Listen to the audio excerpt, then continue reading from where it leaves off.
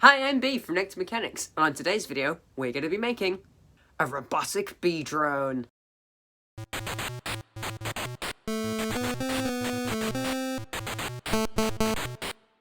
So I have a stop motion course that I'm currently doing at my school, and they wanted us to make the stop motion characters out of plasticine.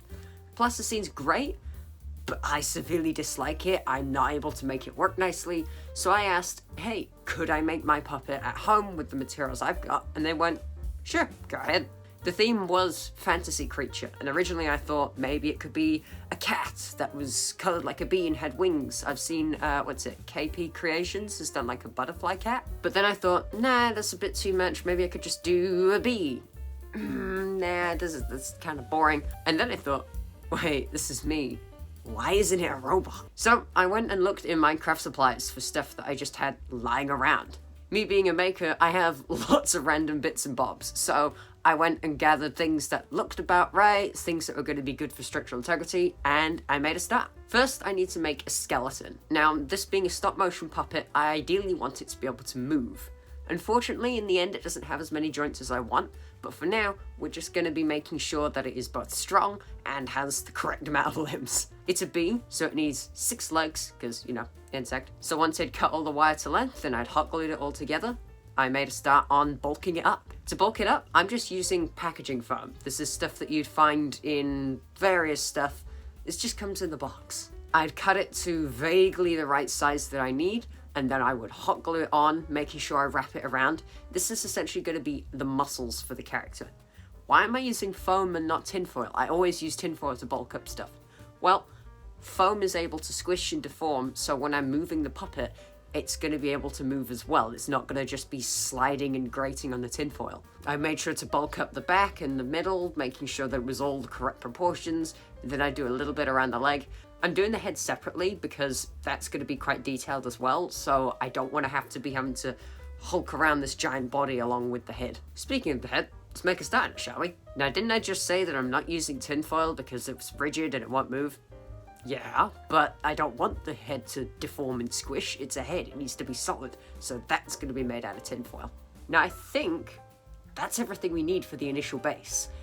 Now we need to start making it have, essentially, robo-skin. Now, to do that, I'm mainly using cereal box cardboard, so that's like, cornflakes, Cocoa Pops, that sort of thing. But I'm also using various random knickknacks that I have lying around. So that's like little bearings, little screws, nails, lots of things that have a very sort of good texture to them and a recognizable shape, like a screw or something like that. Now, I was kind of a muppet and gave myself like a day to finish this for my stop motion class, which meant I did very little planning. So as I'm going along, I'm just going, that looks about right. Yeah, that's a good shape. And just sort of going for the feel of it. Now, despite that, I want it to look symmetrical and consistent, but I've not made any templates. How am I going to do that?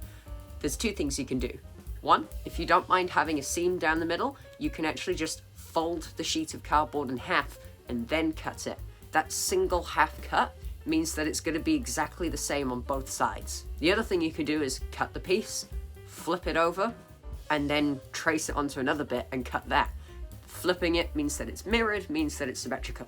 For the wings, I just used some plastic sheets from packaging of stuff. Very, very thin, and it cuts nicely. And again, I did the flip mirroring so that it was symmetrical. For the eyes on the bee head, I actually found these little, I don't even know what you'd call them. They're like sort of stick-on beads or something from a craft store.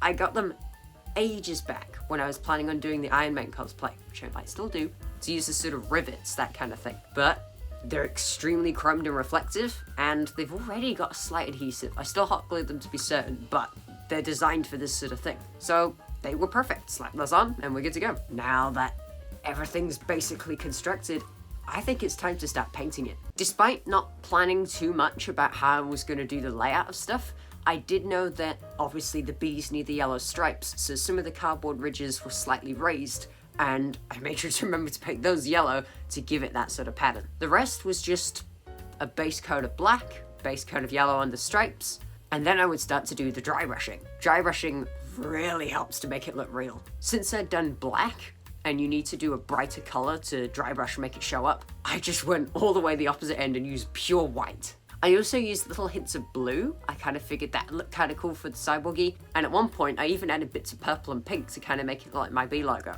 Before deciding that didn't look quite right, but still, it's there. For the yellow parts, I actually did a wash. So that's where I got some brown paint, mixed it with a ton of water so it's super runny, lathered it all over, and then dabbed most of it off.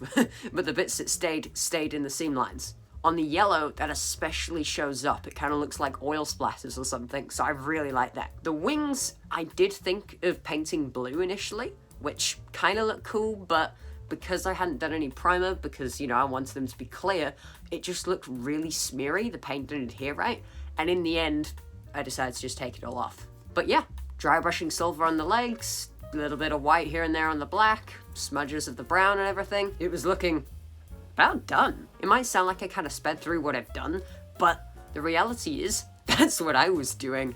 I did all of this in just over 12 hours, mostly straight. I did remember to eat dinner, forgot about lunch, but in the end, I had a super cool bee puppet that I could use in my stop motion. So, let's take a look, shall we?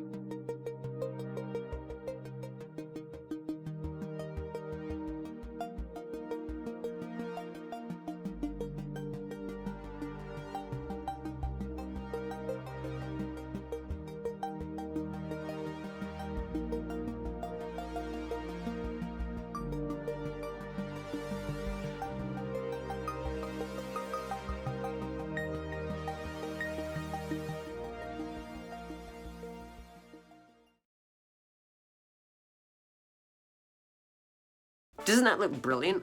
He kind of looks like something from Castle in the Sky, the Studio Ghibli one with those robots. Does he fit the theme of fantasy? Kinda. Everyone at the stop motion thing thought it was really cool though, so I'm really happy. And as you can see in the photos, his head can turn, his legs can turn, sadly only at the base of the legs, but that's okay. So, I hope you enjoyed. I really need to start doing some more one-day projects, like as a challenge. If you've got any ideas for what I could do, please let me know. Otherwise, I'll see you next week. Farewell! Or I might even see you next weekend.